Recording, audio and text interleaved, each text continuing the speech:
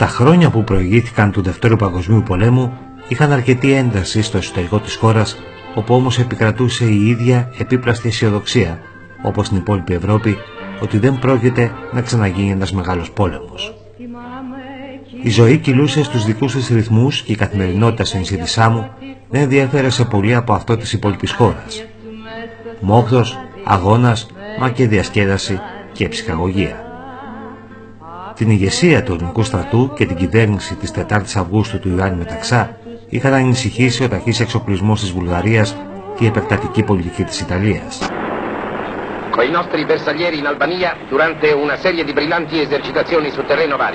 Η ηγεσία ξεκινά από το 1935 μία αναδιοργάνωση του φτωχού σε εξοπλισμό ελληνικού στρατού με σκοπό τη διατήρηση υψηλού βαθμού ετοιμότητας από τις τοπικές δυνάμεις για την αποφυγή του ευθυνδιασμού σε περίπτωση εχθρικής εισβολής. Στο νέο οργανισμό των ενόπλων δυνάμεων υπάρχουν 5 σώματα στρατού σε Αθήνα, Λάρισα, Θεσσαλονίκη, Καβάλα και Αλεξανδρούπολη.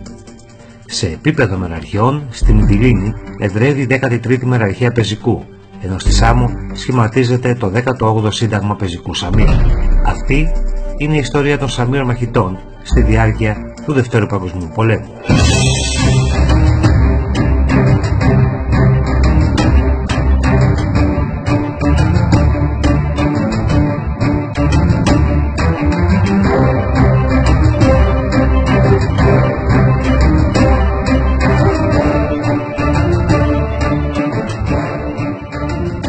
Ο τορπιλισμός του εύδρομου Έλλη κατά τη διάρκεια του εορτασμού του 15 Αύγουστου στην Τίνο δίνει βάση στις ανησυχίες της ηγεσίας για την επεκτατική πολιτική της Ιταλίας. Επισήμως, η ταυτότητα του υποβρυχίου που βίβησε το Έλλη δεν ήταν δυνατόν να εξακριβωθεί. Αρκετοί όμως Ιταλοί υψηλόβαθμοι αξιωματούχοι υπερηφανεύονται δημοσίως για την επιθετική αυτή ενέργεια κατά της χώρας μας. Αρχές Σεπτεμβρίου του 1940, το Γενικό Επιτελείο Στρατού διατάσσει την τμηματική επιστράτευση του 18ου Συντάγματος Πεζικού Σαμίων που έδρευε στη σημερινή πόλη της Σάμου. Με το πρόσχημα της εκπαίδευσης συγκροτείται το πρώτο τάγμα, τάγμα Μανουσάκη, που το αποτελούσαν ενεργοί στρατιώτες και έφεδροι της κλάσεως του 1932 και 1934 που είχαν κληθεί. Το τάγμα επιβιβάζεται σε πλοία και στις 8 και 9 Σεπτεμβρίου φτάνει στην Αλεξανδρούπολη, όπου και θα αποτελούσε πλέον το σημείο συγκέντρωσης και των υπολείπων ταγμάτων του Συντάγματος. Στις 16 Σεπτεμβρίου του 1940, με νέα διαταγή του Γενικού Επιτελείου Στρατού, εκλήθησαν οι αξιωματικοί και οι οπλίτες που στελέχωσαν το δεύτερο τάγμα, τάγμα Καραμπάτου. 2 ημέρες μετά θα μεταφερθούν και εκείνοι στην Αλεξανδρούπολη. Με νεότερη διαταγή του ΓΕΣ, καλούνται οι κλάσεις από το 1924 και νεωτέρων, οι οποίοι και συγκροτούν το τρίτο τάγμα και τα υπόλοιπα τμήματα του Συντάγματος. Στις 22 Σεπτεμβρίου, μια μεγάλη νιοπομπή συνοδεία πολεμικών πλοίων αναχωρεί για την Αλεξανδρούπολη, όπου όλες οι μονάδες του 18ου Συντάγματος Πεζικού Σαμίων θα προσπαθήσουν να καλύψουν τις έλλειψεις τους. Πέρα από το πολεμικό υλικό, το Σύνταγμα αντιμετώπιζε ελλείψεις σε ικανούς μόνιμους αξιωματικούς, με την πλειονότητα των διοικητών να είναι άπειροι και έφεδροι αξιωματικοί. Η κήρυξη του πολέμου και οι πρώτες εχθροπραξίες θα βρουν το Σύνταγμα Πεζικού Σαμίων στην Αλεξανδρούπολη. Στις 7 Νοεμβρίου, το 18ο Σύνταγμα αρχίζει σταδιακά να προωθείται από τον σιδηροδρομικό σταθμό Μέστης προς την Ελληνοαλβανική Μεθόριο. Στις 11 Νοεμβρίου φτάνουν τα πρώτα τμήματα και την επομένη, το 10 Νοεμβρίου, ολόκληρο το Σύνταγμα σταθμεύει στη Φλόριντα. Το πρωί της επόμενης ημέρας, 13 Νοεμβρίου, ξεκινάει η πορεία του Συντάγματος των Σαμίων για την περιοχή της Κρυσταλλοπηγής στα ελληνοαλβανικά σύνορα, όπου θα φτάσει το απόγευμα της 16 Νοεμβρίου του 1940 μετά από μία πεζοπορία 3 ημερών.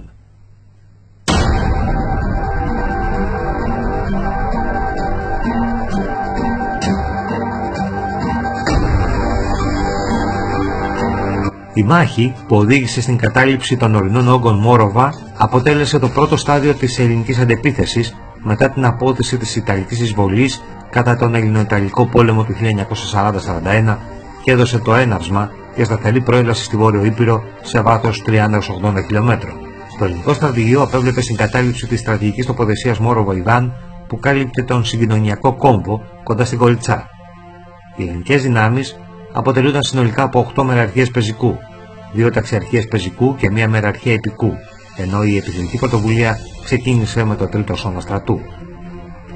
Οι Ιταλικοί σχηματισμοί αμήνθηκαν επίμονα και οι συγκρούσεις διήρκησαν έως τις 21 Νοεμβρίου.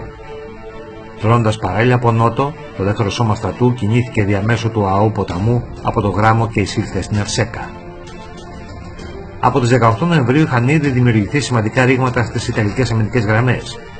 Το απόγευμα της 20 Νοεμβρίου του 1940, το 18ο Σύνταγμα Πεζικού Σαμίων, κάτω από τις διαταγές της 9ης Μεραρχίας, θα διαταχθεί να προωθηθεί στο χωριό Χοχτίτσε για να ελέγξει το ύψωμα 1402 και αφού καταλάβει το ύψωμα 1261 στην περιοχή Ζεμπλάκ, να στείλει ισχυρή αναγνώριση στην στενοπό Τσαγκόνη για την αποκοπή Ιταλικών δυνάμεων που θα υποχωρούσαν. Η μάχη διήρκησε 3 ημέρες. Παρά το σφοδρό βομβαρδισμό από την Ιταλική αεροπορία, οι Σαμιώτες πολεμιστές παίρνουν το βάπτισμα του πυρός σε μια δύσβατη περιοχή με απότομες χαράδρες. Συλλαμβάνουν έναν ταγματάρχη με όλο του το επιτελείο και 50 Ιταλούς στρατιώτες, ενώ στα χέρια του συντάγματος πέφτει άφθονο και πάση φύσεως πολεμικό υλικό που ουσιαστικά θα καλύψει τις ανάγκες του. Στη μάχη αυτή, το Σύνταγμα χάνει τον υποδιοικητή του και έμπειρο, μόνιμο αξιωματικό αντισυνταγματάρχη Κεφαλόπουλο Χαράλαμπο από τη χώρα της Σάμου. Γεννημένος το 1893 στη χώρα Σάμου, ξεκίνησε ως δάσκαλος, ενώ φλεγόμενος από φιλοπατρία μετά την ένωση της Σάμου με την Ελλάδα, κατατάχθηκε στο στρατό ως απλός οπλίτης και στη συνέχεια, αφού φοιτησε σε παραγωγική σχολή των ενόπλων δυνάμεων, συμμετείχε ως ανθιπολογαγός και πολέμησε στεναρά σε όλα τα μεγάλα μέτωπα του ελληνισμού. Το 1916 στο Μακεδονικό μέτωπο στον Πρώτο Παγκόσμιο Πόλεμο, το 1919 στην Ουκρανία με το εκστρατευτικό σώμα που απέστειλε ο Ελευθέριος Βενιζέλος, το 1920 στο Μικρασιατικό Πόλεμο. Ο Χαράλαμπος Κεφαλόπουλος διακρίθηκε και στην ειρηνική περίοδο, καθώς έλαβε μέρος στην κατασκευή των περίφημων οχυρών Ρούπελ. Ο πολεμιστής του Σαγκάριου, του Αφιών Καρχισάρου, του Τολού Μπουνάρ, όπου πήρε παράσημο επί Ανδραγαθία, έχασε τη ζωή του στα βουνά της Αλβανίας. Μετά τη μάχη, οι Σαμιώτες συμπολεμιστές του έδαψαν το σώμα του κάτω από μια χλαδιά στο χωριό Εσμενίκ, 3 χιλιόμετρα στην Αλβανική Μεθόριο. Σύμφωνα με κάποιους, τα οστά μεταφέρθηκαν αργότερα στην Ελλάδα το 1941 με άγημα. Στην ίδια μάχη, στο ύψωμα 1211 του όρους Μόροβα, θα χάσει τη ζωή του και ο ανθιπολογαγός Χατζημανόλης Ιωάννης, καθώς και 2 πλήτες, ενώ 40 θα τραυματιστούν. Μια ημέρα μετά, στις 22 Νοεμβρίου, τάγμα της 9ης Μεραρχίας εισέρχεται στην Κοριτσά, που είχαν μόλις εγκαταλείψει οι Ιταλοί.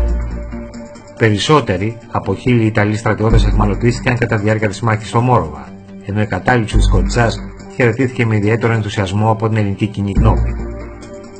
Το 18ο Σύνταγμα Πεζικού Σαμίων θα ξαποστάσει για 3 μέρες στην περιοχή Πιλούρ Βράνεστε, μέχρι να πάρει διαταγή να κινηθεί στην περιοχή Μπογκόρικες, όπου και θα φτάσει 2 ημέρες μετά, το απόγευμα της 27ης Νοεμβρίου. Στις 28 και 29 Νοεμβρίου θα υπάρξει συμπλοκή με ασθενείς σε εχθρικά τμήματα. Το μεσημέρι της 29ης Νοεμβρίου διατάχθηκε το Σύνταγμα όπως να επιτεθεί την επομένη ημέρα στην κατεύθυνση Πρένιτσα, ύψωμα 1434, ύψωμα 1292 και ύψωμα 1211, και αφού καταλάβει τον ορεινό όγκο του υψώματος 1292 θα συνεχίσει την επίθεση προς κατάληψη του υψώματος 1211.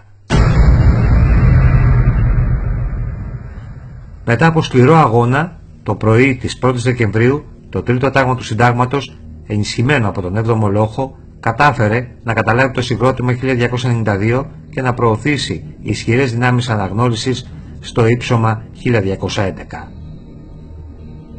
Ο εχθρός υποχωρεί καταλείποντας 3 πυροβόλα όπλα των 65 χιλιοστών, ενώ πολλά αυτόματα όπλα και άφθονο πολεμικό υλικό πέφτει για άλλη μια φορά στα χέρια του Συντάγματος.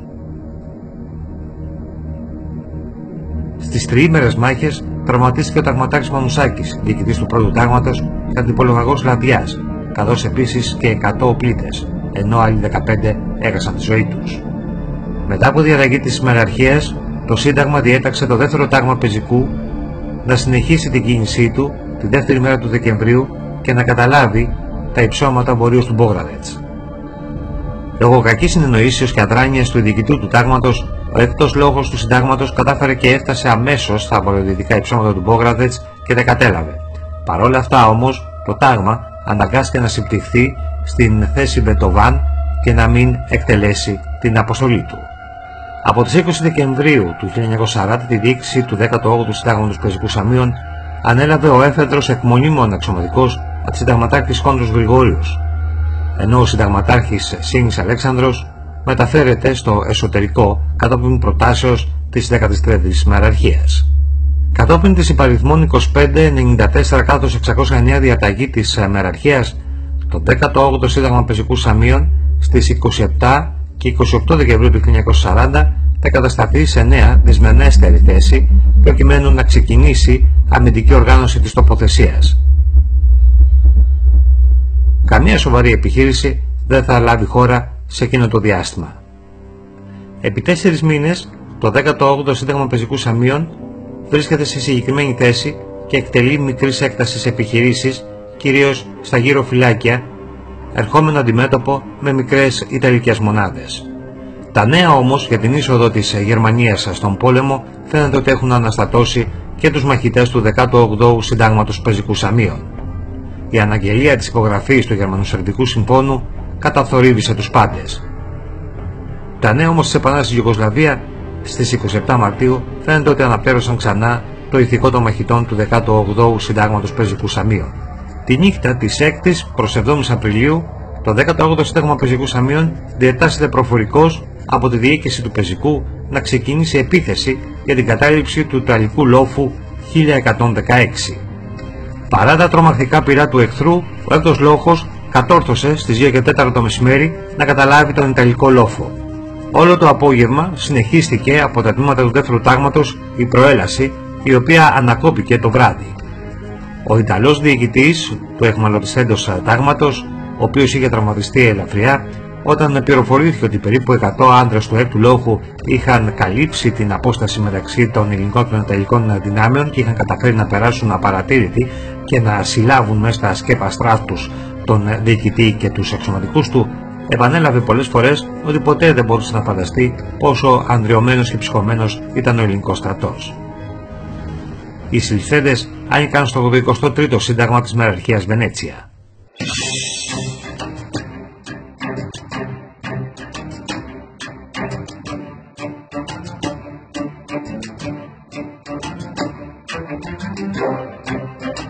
Η τρίτη περίοδος διοίκησης του 18ου Συντάγματος Πεζικού, από τις 13 Απριλίου του 1941 μέχρι την δεύτερη μέρα του Μαΐου του 1941, παίρνει διοικητή του Συντάγματος τον συνταγματάρχη Σπυρίδωνα Σακελαρόπουλο. Στις 4 η ώρα το απόγευμα της 12ης Απριλίου φτάνει στο Σύνταγμα η διαταγή συμπτύξεως της Μεραρχίας, η οποία καθόριζε ως ώρα έναρξής της στις 10 η ώρα το βράδυ. Με νεότερη διαταγή καθορίστηκε η ώρα έναρξης της σύμπτυξης στις 9:30, μισή ώρα νωρίτερα από ό,τι αρχικά είχε δοθεί. Η σύμπτυξη γίνεται με παραδειγματική τάξη και αθόρυβα, χωρίς να αντιμετωπιστούν σοβαρά προβλήματα στις γραμμές των ελληνικών δυνάμεων και χωρίς να γίνει αντιληπτή από τον εχθρό.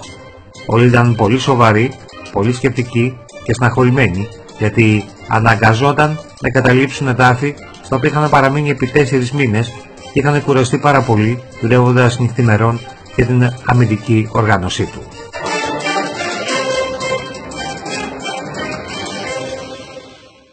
Κατά την 13η μέρα του Απριλίου, το 18ο Σύνταγμα Πεζικού συνέχισε την κίνησή του χωρίς βραβύτητα και στις 4 η ώρα το απόγευμα κατάφερε να καταλύσει 2 χιλιόμετρα νοτίως του χωριού Πιλούρ. Η πορεία του Συντάγματος συνεχίστηκε καθ' όλη τη νύχτα της 14ης-15ης Απριλίου στον αμαξιτό δρόμο Ιεροπηγής Γέφυρα Μανιάκη Άργος Οριστικό και σε διάφορα άλλα τμήματα. Από την προηγούμενη μέρα είχε γίνει γνωστό ότι οι Γερμανοί είχαν καταλάβει τη στενοπό της Κλεισούρας και εξαιτίας αυτού η 13η Μεραρχία έσπευε με τα τμήματά της να καταλάβει τη στενοπό Μανιάκη για να μπορέσει να γίνει η σύμπτυξη των δυνάμεων.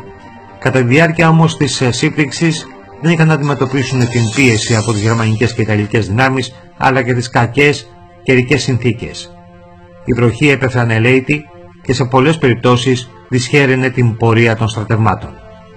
Στις 9 η ώρα το πρωί της 21ης Απριλίου του 1941, το 18ο Σύνταγμα Πεζικού Σαμίων, κατόπιν σχετικής διαταγής της Μεραρχίας, ακολούθησε μια κίνηση προς τον νότο και έφτασε στο Φλαμπουράρι στις 2 η ώρα το μεσημέρι, όπου και κατέληξε. Εκεί οι κάτοικοι πληροφόρησαν τους στρατιώτες του Συντάγματος ότι την ημέρα του Πάσχα είχε υπεγραφεί μεταξύ Ελλήνων και Γερμανών σχετική αναγωγή. Εκεί στο Φλαμπουράρι οι αξιωματικοί ενημερώνουν τους άντρες για την διαταγή του αντιστράτηγου Τσολάκογλου. Από τις 18 ώρας σήμερον συνήθη ανακοχή μεταξύ ελληνικών και γερμανικών στρατευμάτων. Στοπ. Εντός νυχτός 20 προς 21 επέμβαση Γερμανού αρχιστρατήγου συνάπταται ανακοχή μεταξύ ελληνικών και ιταλικών στρατευμάτων. Στοπ. Ελληνικός στρατός θα αποσυρθεί, ελληνοαλβανικά σύνορα και δεν θα εισέλθει ιταλικός στρατός εις ελληνικών έδαφος. Στοπ. Στρατός δεν θεωρείται αιχμάλωτος πολέμου. Στοπ. Αύριον θα διέλθει μηχανοκίνητος φάλαξ εκ Μετσόβου δια Ιωάννινα και εκείθεν προς Αργυρόκαστρον, προς Πρεμετίν και Λιασκοβίτη, δια να παραιτηθεί μεταξύ ημών και Ιταλών. Στοπ. Η οδός πρέπει να είναι ελευθέρα από κάθε αυτοκίνητον ή φάλαγγα. Στοπ. 20 Απριλίου 1941, Γεώργιος Τσολάκογλου, αντιστράτηγος.